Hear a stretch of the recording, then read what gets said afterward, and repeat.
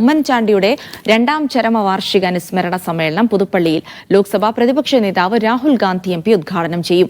Oommen Chandy foundation നിർമ്മിച്ച 111 വീടുകളുടെ താക്കോൽദാനവും പുതിയ സ്പോർട്സ് അരീനയുടെ ഉദ്ഘാടനവും രാഹുൽ ഗാന്ധി നിർവഹിക്കും. ഓർത്തഡോക്സ് സഭ അധ്യക്ഷന്റെ നേതൃത്വത്തിൽ പ്രത്യേക പ്രാർത്ഥനയും നടക്കും. ഉമ്മൻചാണ്ടി എന്ന തണൽ നഷ്ടമായപ്പോൾ ജനം തണൽ വിരിച്ചെന്ന് ചാണ്ടി ഉമ്മൻ പറഞ്ഞു.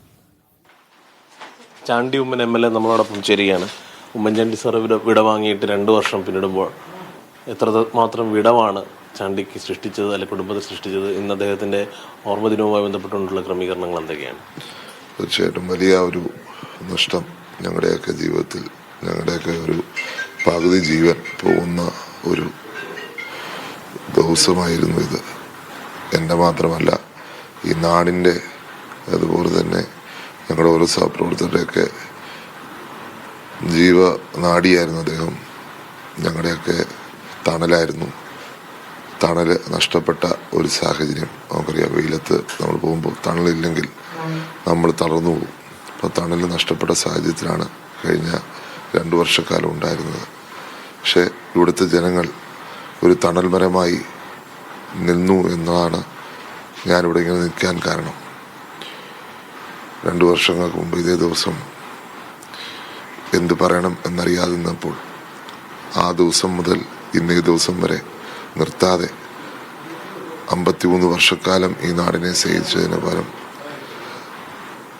എല്ലാം തിരിച്ചു നൽകിക്കൊണ്ട് ഞങ്ങളുടെ കുടുംബത്തെ തണൽ മരം ഒരുക്കിയത് ഇവിടുത്തെ ജനങ്ങളാണ്. അവരോടാണ് ഞങ്ങൾക്ക് നന്ദി പറയാനുള്ളത്. തീർച്ചയായിട്ടും ഒരിക്കലും മറക്കാത്ത ഒരു ദിവസം. ഇന്ന് ആ വേദന ഇന്നും അതേപോലെ നിൽക്കുന്നു എന്നുള്ളത് യാഥാർത്ഥ്യമാണെങ്കിലും ആ വേദനയ്ക്ക്, അല്ലെങ്കിൽ ആ മുറിവിന് ഔഷധം പകർന്നുകൊണ്ടാണ് ഇവിടുത്തെ ജനങ്ങൾ സ്നേഹം തരുന്നത്. അവരോടാണ് നന്ദി പറയേണ്ടത്. കോൺഗ്രസ് പാർട്ടിയോടാണ് നന്ദി പറയുന്നത്. ശ്രീ രാഹുൽ ഗാന്ധി അദ്ദേഹത്തെ ഓർത്തുകൊണ്ട് 2ാമത്തെ ചരമദിനത്തിന് ഇവിടെ എത്തുമ്പോൾ, UDFന്റെ നേതാക്കന്മാർ മുഴുവൻ എത്തുമ്പോൾ പറഞ്ഞറിയാൻ പറ്റാത്ത വലിയ ഒരു സമാധാനം ഞങ്ങളുടെയൊക്കെ മനസ്സിലുണ്ട്, ഈ നാടിൻ്റെ മനസ്സിലുണ്ട്. ഈ നാടിനെ ഏറ്റവും ഒരു മുറിവിന് ഒരു ആശ്വാസമെങ്കിലുമായി തീരുന്നതാണ്. ഇന്ന് രാവിലെ 7 മണിക്ക് കുർബാന, 8:30 സമാപിക്കും. അദ്ദേഹത്തിൻ്റെ കല്ലറയിൽ പ്രത്യേകമായ പ്രാർത്ഥന. 9 മണിക്ക് ചടങ്ങ് തുടങ്ങും. 10 മണിയാകുമ്പോൾ രാഹുൽ ഗാന്ധി പ്രസംഗിക്കുന്നതിന് വേദി കയറും. 9:40 അദ്ദേഹം കല്ലറയിൽ എത്തും. അതിനുശേഷം 10:30 ചടങ്ങുകൾ സമാപിക്കുക, അല്ലെങ്കിൽ 11 ചടങ്ങുകൾ സമാപിച്ച് അവരവരുടെ തിരിച്ചു പോകുമ്പോൾ രാഹുൽ ഗാന്ധി തിരുവനന്തപുരത്തിന് പോകുന്നതായിരിക്കും. എന്തൊക്കെ പ്രോജക്റ്റുകളുടെ ഉദ്ഘാടനമാണ് ഇന്ന് നടക്കുന്നത്? നമ്മുടെ ഉമ്മൻചാണ്ടി ഫൗണ്ടേഷനുമായി ബന്ധപ്പെട്ടുകൊണ്ട് എത്ര വീടുകളുടെ താക്കോൽദാനം, അങ്ങനത്തെ ക്രമീകരണങ്ങൾ എന്തൊക്കെയാണ്? ഇന്ന് 11 വീടുകളുടെ താക്കോൽദാനം നടക്കുന്നു.